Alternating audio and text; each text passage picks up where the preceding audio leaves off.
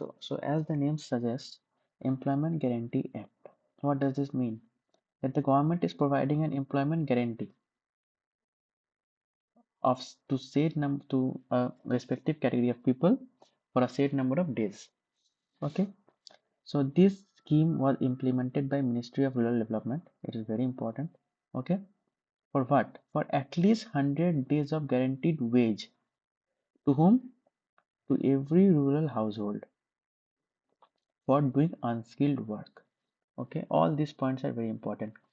I repeat, 100 days of guaranteed wage to every rural household to do unskilled work. Okay, तो जो लोग rural areas में रहते हैं वो लोग इस स्कीम के लिए एलिजिबल है, वो लोग अनस्किल्ड वर्क करने के लिए यहाँ अप्लाई कर सकते हैं। Minimum 100 days for a single rural house hold, मतलब एक हाउस होल्ड से 100 दिन का काम। तो जो भी उस हाउस होल्ड में 18 साल से ऊपर जो एडल्ट है वो लोग इसके लिए अप्लाई कर एलिजिबल है, वो लोग इसके लिए अप्लाई कर सकते हैं। ठीक है, तो अप्लाई करने के 15 दिन के अंदर आपको काम मिल जाता है, ऐसा गवर्नमेंट कहती है। ठीक है, और जिसका वेजेस होते हैं वो डिफर करते हैं, अलग अलग स्टेट में अलग अलग वेजेस मिलती है। ठीक है, तो ये लॉन्च कब हुआ था? ये लॉन्च हुआ था 2005 में, इसको पार्लियामेंट में इंट्रोड्यूस किया गया था 2005 में अगस्त में। ठीक है, और इसको फिजिकली लॉन्च किया गया था 2006 फरवरी में। ठीक है, तो इसको act it came into force. Okay, तो इसके बेनिफिट्स क्या क्या है? इसके बेनिफिट्स है, आपको एम्प्लॉयमेंट, आपको 15 दिन के अंदर आप जब अप्लाई करेंगे आपको एम्प्लॉयमेंट मिल जाएगा। ठीक है, और अगर आपका जो वर्क साइट है, if it's more than 5 kilometres away from your home, then you will get a 10% of minimum allowances of your wage. Okay, and wages are same for both men and women, दोनों को same veg मिलता है, कोई यहाँ पे differentiation नहीं है, both are paid equally, और उनको शेयर ड्रिंकिंग वाटर जो बेसिक रिक्वायरमेंट्स है वो प्रोवाइड की जाती है। ठीक है, क्लियर है यहाँ तक? 100 दिन 100 दिन का काम मिलता है, स्पेशली अनस्किल्ड वर्क ही मिलता है। ठीक है, मिनिस्ट्री ऑफ रूरल डेवलपमेंट के द्वारा ये इन्फोर्स किया गया है। और कौन एलिजिबल है? 18 साल से ऊपर के एडल्ट, जो एडल्ट है 18 साल के ऊपर वही एलिजिबल है। ओके, अब इसमें कैटेगरी, अलग अलग कैटेगरी है। जॉब कार्ड मिलता है 15 दिन के अंदर। ओके, सो डिफरेंट कैटेगरीज क्या है? जैसे जो जो स्पेशली एबल पर्सन है, ठीक है, उनके लिए क्या है, उनके लिए उनके तरह का काम मिलता है कि जो लोग जो काम वो लोग कर सकते हैं। ठीक है, और उनके लिए स्पेशल ड्राइव भी करती है सरकार, ताकि उनमें से कोई अनएम्प्लॉयड ना रहे। ठीक है, और उनको जॉब कार्ड मिलता है स्पेशल कलर का, सबका अलग अलग कलर का मिलता है। सीनियर सिटीजन का कलर अलग रहता है, नॉर्मल जनरल कार्ड अलग होती है, और स्पेशली डिसेबल पर्सन का, स्पेशली एबल पर्सन का कलर अलग होता है। ठीक है, उनको उसी हिसाब से काम मिलता है। Same for the senior citizen category, they are allotted works that require lesser physical effort. Okay, और जो डिस्प्लेस पर्सन है, जो लोग घर से कहीं दूर रहते हैं, उनको भी मिलता है काम, और जैसे ही वो लोग घर वापस आते हैं तो उनको दे लूजेज इस वैलिडिटी। ठीक है, इसका एप्लीकेशन प्रोसेस क्या है? इसका ऑनलाइन उमंग ऐप के द्वारा आप हम लोग अप्लाई कर सकते हैं, और ऑफलाइन में आप किसी भी ग्राम पंचायत में जाके जो वहाँ का रोजगार सहायक या फिर पंचायत सेक्रेटरी, उससे आप बात करके अप्लाई कर सकते हैं, और 15 दिन के अंदर आपको फर्स्ट एम्प्लॉयमेंट मिल जाता है within a fortnight. Okay, यहाँ पे तो आपको इम्पोर्टेंट नहीं है, जो इम्पोर्टेंट डॉक्यूमेंट्स वो लोग लेते हैं, आपको सर्टिफिकेट वगैरह, SC ST आधार कार्ड वगैरह। ठीक है, और वो DBT आपके डायरेक्ट आपके बैंक अकाउंट में वो पैसा आता है 15 दिन के काम करने के 1 हफ्ते से 15 दिन के अंदर। ये भी सरकार क्लेम करती है कि वह पैसा आपके बैंक अकाउंट में आ जाता है।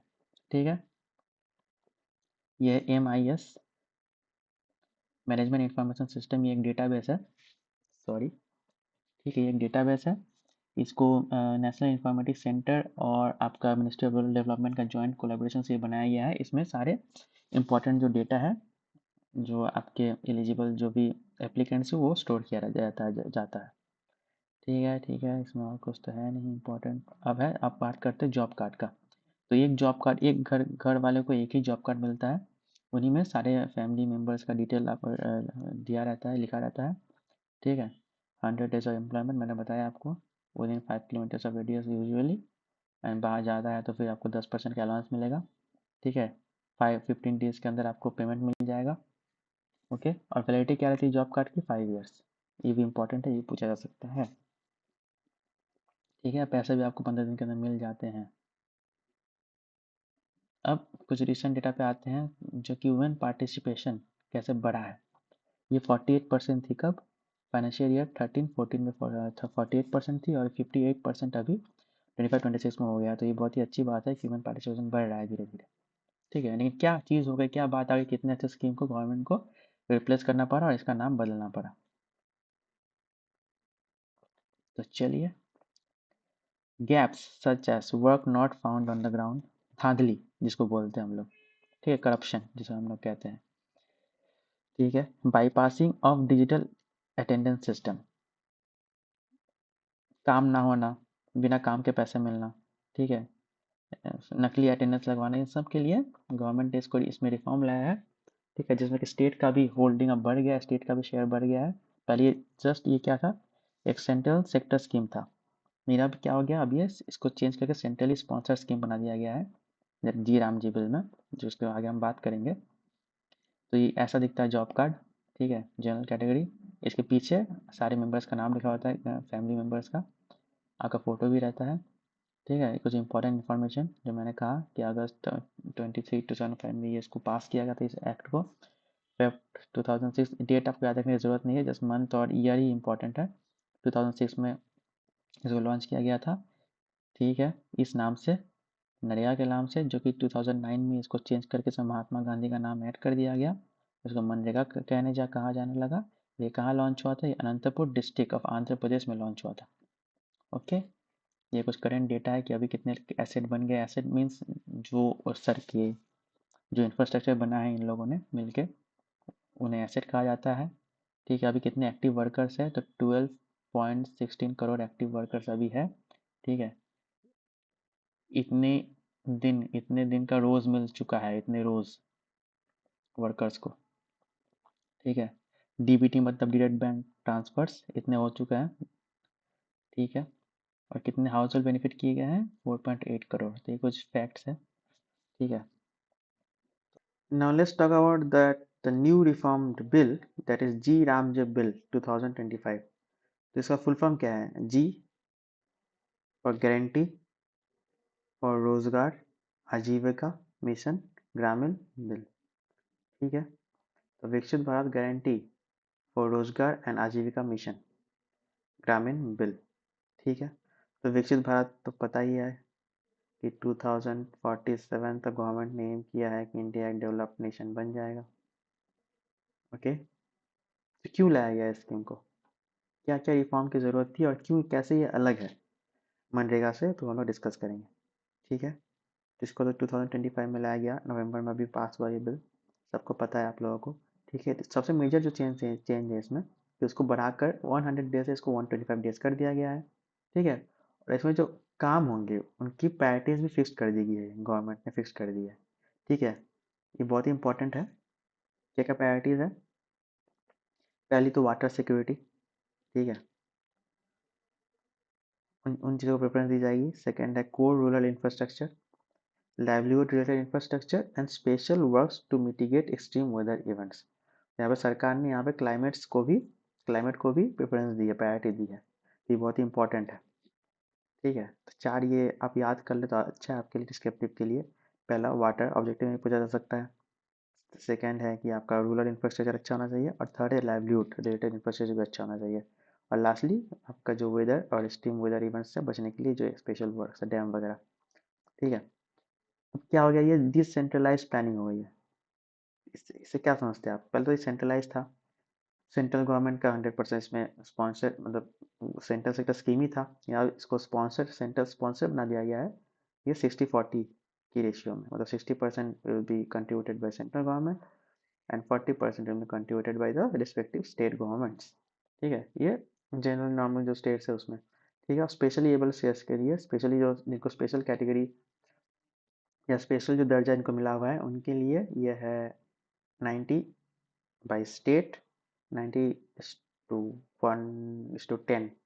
ठीक है, स्टेट, सेंट्रल और स्टेट गवर्नमेंट। ठीक है, और जो कि यूनियन टेरिटरीज है जिनकी कोई खुद का कोई लेजिस्लेचर नहीं है, उनके लिए 100% ही सेंट्रल गवर्नमेंट देगी।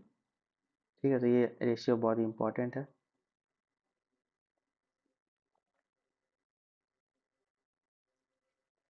नॉर्मेटिव फंडिंग होगा कि फंडिंग फिक्स रहेगी। ठीक है, तो funding normative that is the funding, फिर पहले क्या था कि फंडिंग डिपेंड करती थी कितने लोग काम करे कितने लोग क्या। तो अब क्या फंडिंग फिक्स हो गई, तो इससे क्या होगा, प्रिडिक्शन आप प्रिडिक्ट कर सकते हैं कितना क्या कितना काम मिलेगा कितने लोगों को मिलेगा। ठीक है, सेंट्रली स्पॉन्सर्ड, मैंने कहा स्पॉन्सर बन गया है। ठीक है, तो क्या हो गया, replaces MNREGA. Okay, 125 days of work. ठीक है, nature focus, nature of work, work का प्रायोरिटी फिक्स कर दी गई है। ओके, ठीक है। अब क्या इसमें एग्रीकल्चर को सपोर्ट किया गया है। पॉज वर्क ये बहुत ही इंपॉर्टेंट है फॉर एग्रीगेट ऑफ 60 डेज। इसका मतलब क्या है, इसका मतलब हम आगे पढ़ेंगे तो 60 डेज के लिए कोई भी काम नहीं मिलेगा, मतलब वो स्टेट वाइज स्टेट्स डिसाइड करेगी कि 365 डेज में एक साल में 60 जो 60 दिन है जो कि बहुत ही एग्रीकल्चरली एक्टिव डेज है, मीन्स जिसमें हार्वेस्टिंग होती है सोइंग होती है, इसमें डिमांड ज़्यादा है। उन 60 दिनों में क्या होगा कि कोई भी लोग को ये फ़ायदा नहीं मिलेगा, वो लोग वो लोग इसमें काम नहीं कर सकेंगे। क्यों? ताकि एग्रीकल्चर फील्ड में लेबर्स की कमी ना हो जाए। उसके लिए सरकार ने क्या किया, 60 डेज वो सेंट्रल गवर्नमेंट फिक्स करेगी अलग अलग स्टेट में, क्योंकि अलग अलग स्टेट का सोइंग टाइम और हार्वेस्टिंग टाइम अलग होता है। तो जब पीक जो 60 डेज है एग्रीकल्चरली इंपॉर्टेंट, उन 60 डेज में के लिए उनको उस स्टेट में काम नहीं मिलेगा। बाकी छोड़ के जो 65 डेज माइनस के जो बचे हुए 305 दिन है, वो दिन वो काम कर सकते हैं। ठीक है, तो इससे क्या होगा, एग्रीकल्चर वर्क्स में लेबर की कमी नहीं होगी, और वो एग्रीकल्चर लेबर का जो कॉस्ट है वो भी फिक्स्ड रहेगा, वो भी फ्लक्चुएट नहीं करेगा। ठीक है, फंडिंग प्रेडिक्टेबल हो गया, मैंने वो कहा है। ठीक है, ट्रांसपेरेंसी बढ़ा दी गई है, एआई बेस्ड मॉनिटरिंग टेक्नोलॉजी का यूज़ किया गया है। ठीक है, और क्या हो गया, ये सेंट्रली स्पॉन्सर्ड हो गया है। अब इसमें स्टेट भी इक्वली अकाउंटेबल है किसी भी धांधली के लिए, किसी भी चीज़ के लिए। ठीक है, अभी क्यों चेंज लाया गया, इसके इसके इसके पीछे रीज़न क्या है। तो मॉडर्नाइजेशन, राइजिंग इनकम्स बढ़ते लोगों के, कनेक्टिविटी बढ़ रही थी। ठीक है, डिजिटल पेनिट्रेशन हो रहा था, और रूरल एम्प्लॉयमेंट के जो नीड्स थे वो भी बदल रहे थे। ये बहुत ही ज़रूरी एक रिफॉर्म था। ठीक है, इससे क्या होता है, आपका स्टेट की अकाउंटेबिलिटी बढ़ती है। ठीक है, इनकम सिक्योरिटी बढ़ती है, धांधली का सीन भी स्कोप भी कमता है। ठीक है, और जैसे गैप्स, क्या क्या गैप्स थे, जैसे expenditure not matching physical progress, expenditure not matching physical progress कुछ और है, एक्सपेंडिचर मैच नहीं कर रहा है, ज़्यादा पैसा ले रहा है, काम कम हो रहा है। ठीक है, लेबर से मशीन का यूज़ और पैसा लेबर ले जाते थे। ठीक है, और क्या होता है, frequent bypassing of digital attendance and systems. ठीक है, अटेंडेंस बिना काम का अटेंडेंस मिल जाता था। तो ये सब ड्रॉबैक्स को रोकने के लिए सरकार ने नया बिल इसको इसको रिफॉर्म लाया है इसमें। ठीक है, इसमें क्या किया है, जो एडमिनिस्ट्रेटिव जो लोग हैं, जैसे जो स्टाफ हो गए, जो लोग इनको देखते हैं इनको मॉनिटर करते हैं, उन पे क्या किया है सरकार ने, बजट अपना इंक्रीज कर दिया है। पहले वो था 6% था, और उसको इंक्रीज करके 6% से इसमें जो मनरेगा में 6% था उसको इंक्रीज करके 6% से 9% कर दिया गया है।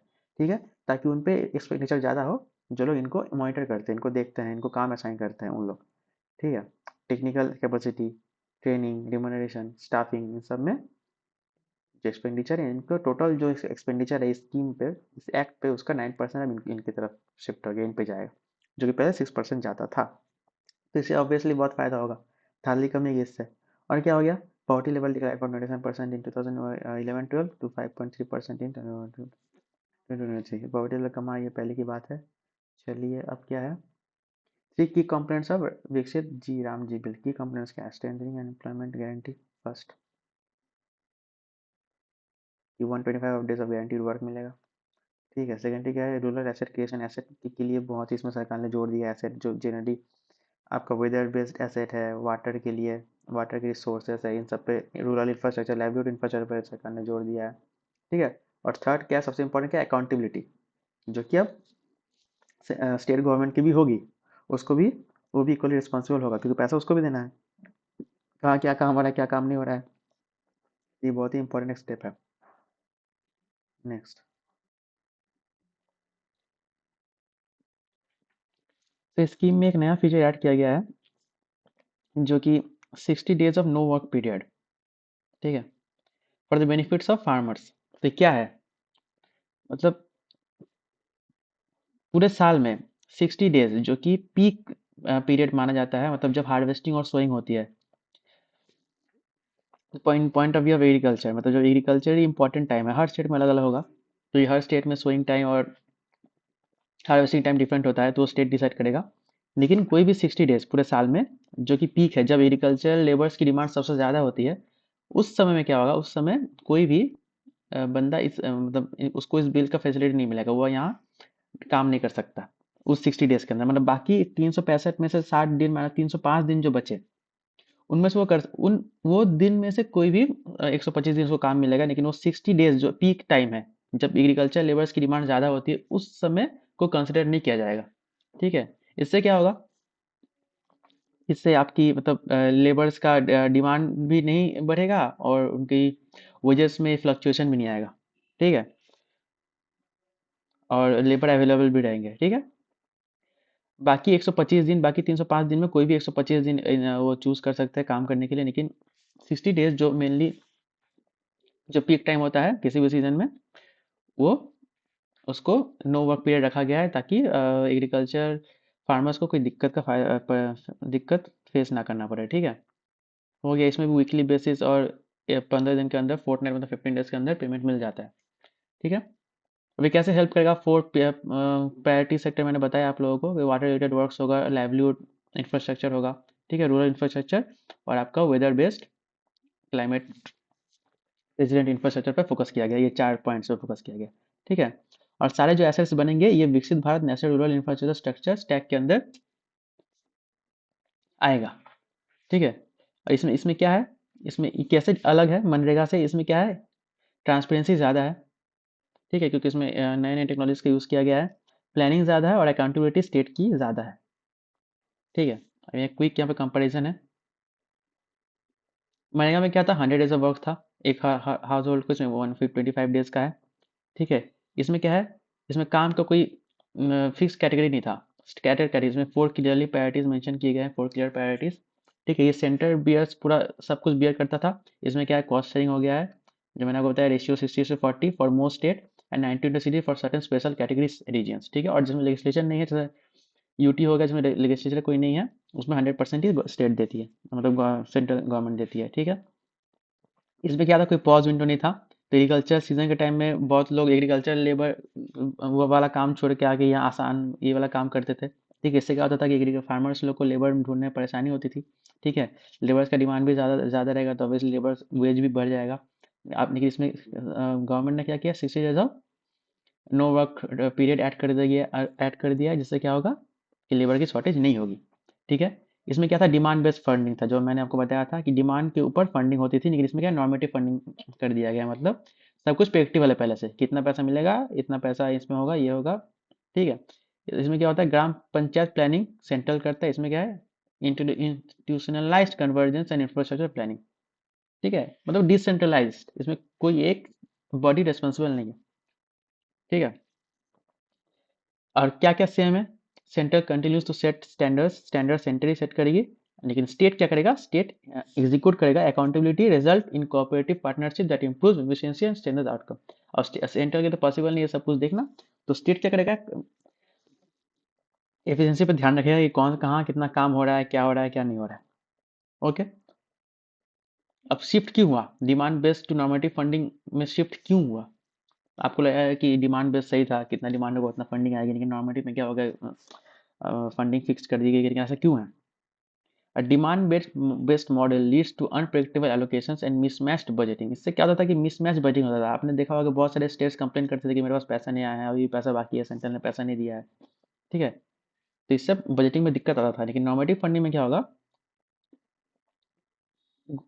Without reducing the employment guarantee को रिड्यूस किए बिना, कोई भी पैरामीटर्स पे रिडक्शंस किए बिना, ये जो फंडिंग है वो फिक्स रहेगी।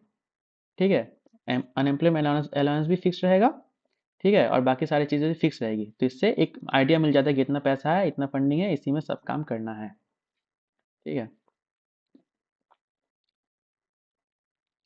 ये कुछ डेटा हो गए कि टोटल कितना फंड लगता है, रिक्वायरमेंट्स ऑन वेज, तो इतना करोड़ जो स्टेट का शेयर था उसमें से, और इतना शेयर था सेंट्रल का। ठीक है। मतलब ये दोनों शेयर स्टेट और सेंट्रल का शेयर को मिला के है, और ये बस उसमें से सेंट्रल का शेयर भी इतना करोड़ था, 95,692 करोड़। ठीक है। तो हिमालयन यानी ईस्टर्न स्टेट्स में जो ये इंपॉर्टेंट स्टेट्स है उसमें 90:10 का रेशियो बहुत इंपॉर्टेंट है। ठीक है। जनरल स्टेट्स में 60:40, और जो सेंट्रल फंडिंग यूनियन टेरेटरीज है उस बिना लेजिस्लेचर के उसमें 100%। और इसमें और ज़्यादा कुछ इंपॉर्टेंट है नहीं। बाकी जो फंडिंग पैटर्न तो बता दिया कि financial normative allocation, state responsibility, जो अनएम्प्लॉयमेंट अलाउंसेस, मतलब मान लीजिए काम किसी को नहीं मिलता है तो उसके लिए अनएम्प्लॉयमेंट अलाउंसेस भी मिलता है। ठीक है। और डिले कंपनसेशन इसके लिए स्टेट रिस्पॉन्सिबल होगा। ठीक है। मतलब काम देना और पेमेंट में देर ना करना, ये सब स्टेट की रिस्पॉन्सिबिलिटी में डाल डाल दिया गया है। ठीक है। तो ये सब स्टेट बियर करेगा। बाकी ये सब है कि बेनिफिट्स क्या क्या है इसके, तो ऐसा सब तो डिस्कस हो गया है।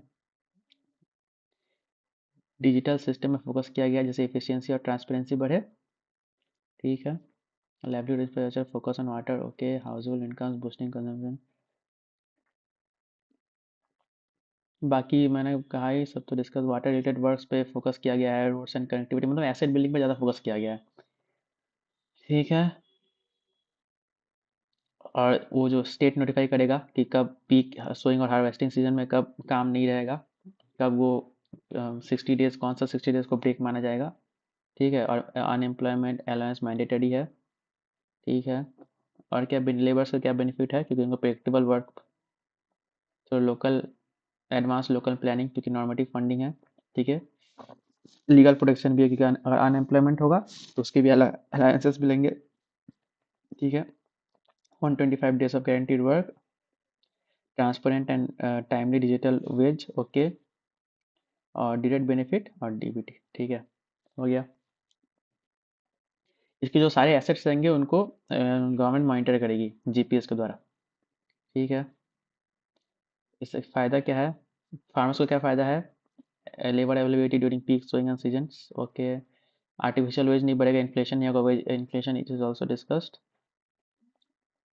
अच्छा, जो एसेट्स बनेंगे वाटर के, उससे क्या होगा, improve irrigation and ground water availability भी बढ़ेगी। ठीक है। रोड से क्या होगा, बेटर कनेक्टिविटी होगा, पोस्ट हार्वेस्ट लॉसेस कम होंगे। ठीक है। और जो क्लाइमेट फोकस जो वर्क है उससे क्या होगा, क्रॉप्स को प्रोटेक्शन में और वेदर एडवर्सरी से बचाव मिलेगा। ठीक है। अब मेनली इस इम्प्लीमेंटिंग और मॉनिटरिंग अथॉरिटीज़ कौन है। ठीक है। तो इसका ये इंस्टीट्यूशनल फ्रेमवर्क से चलती है। ठीक है। State, district, block, village level ऐसे चलता है। ठीक है। सेंट्रल एंड स्टेट ग्रामीण रोजगार गारंटी काउंसिल्स क्या करते हैं, पॉलिसी गाइड करते हैं, पॉलिसी बनाते हैं। ठीक है। इंप्लीमेंटेशन सही से हो रहा है कि नहीं वो देखते हैं। ठीक है। अकाउंटेबिलिटी देखते हैं। National and state steering committee क्या करते हैं, जो स्ट्रैटेजिक डिसीजन है, मतलब कब कौन सा डे में उनको ब्रेक देना है। ठीक है। वो सब देखते हैं। परफॉर्मेंस का रिव्यू देखते हैं। और पंचायती राज जो इंस्टीट्यूशन है वो क्या करती है, एकदम लास्ट स्टेज में आती है, जो कि प्लानिंग और एग्जीक्यूशन देखती है। ठीक है। कि वर्क कितना खत्म हुआ। ठीक है। बजटिंग वगैरह। और district programme coordinator and programme officers क्या करते हैं, manage compliance, payments and social audits. ठीक है। ये सब करते हैं, पेमेंट्स वगैरह करता है। Gram sabha also standard role to conducting social audits and ensuring transparency through access to all records. ठीक है। तो ओवरऑल सबकी अकाउंटेबिलिटी आती है इसमें, कोई सिंगल पर्सन रिस्पॉन्सिबल नहीं है। ठीक है। इसके मेन फीचर्स है transparency, accountability and social protection. ठीक है। Clear information, power to ensure compliance, protect public funds. Okay. इसमें क्या एआई को भी शामिल किया गया है, और बायोमेट्रिक ऑथेंटिकेशन है। तो इससे क्या होगा, धांधली की प्रवणता जो है कम जाएगी। ठीक है। जो अटेंडेंस बाईपास होता था। ठीक है। और मैंने कहा ना, जीपीएस और मोबाइल बेस्ड मॉनिटरिंग होगा, रियल टाइम में एसेट्स की मॉनिटरिंग होगा। और जो मैनेजमेंट इंफॉर्मेशन सिस्टम है, जो कि एनआईसी और हमने डिस्कस किया था मनरेगा में, एनआईसी और मिनिस्ट्री ऑफ रूरल डेवलपमेंट के द्वारा एक डेटाबेस है जो कि सब सारी इन्फॉर्मेशन को स्टोर करता है। ठीक है। तो फाइनली कंक्लूजन क्या है, इससे क्या होगा, पार्टिसिपेशन, डिजिटलाइजेशन और ट्रांसपेरेंसी बढ़ेगी। ठीक है। तो ये ज़रूरी था कि मॉडर्नाइजेशन के साथ एम्बेडिंग स्ट्रॉन्ग डिजिटल गवर्नेंस, ताकि धांधली कम है। ठीक है। इसमें टेक्नोलॉजी का बहुत सा इस्तेमाल किया गया है, बायोमेट्रिक ऑथेंटिकेशन है, रियल टाइम मॉनिटरिंग है, कहाँ क्या काम हो रहा है, एआई का यूज़ किया गया है, और for risk mitigation and audits. ठीक है। जीपीएस टेक्नोलॉजी का यूज़ किया गया है। और एक कब पास हुआ था, इंट्रोड्यूस हुआ था लोकसभा में December 16, 2025 को, तो बहुत ही रिसेंट है। ठीक है। और किसको रिप्लेस किया इसने, एम जी नरेगा को। तो थैंक यू। गाइस तो इतना ही था। आप पॉज करके इसको स्क्रीनशॉट लेके पढ़ सकते हो, जो जो आपको इंपॉर्टेंट लगे। तो मैंने थोड़ा बहुत आपको डिटेल्स समझा ही दिया है, ठीक है। बाकी जो जो जो मैं इंपॉर्टेंट लगा मैंने वही डिस्कस किया, बाकी आप पूरा पढ़ोगे तो आपको बाकी सारी चीज़ें क्लियर हो जाएंगी, ठीक है। और आप कमेंट करके बताइएगा कि आपको क्या सही लगता है, कि ये स्कीम का ट्रांसफॉर्मेशन ज़रूरी था या फिर अननेसेसरी है। Till then bye, take care and thank you.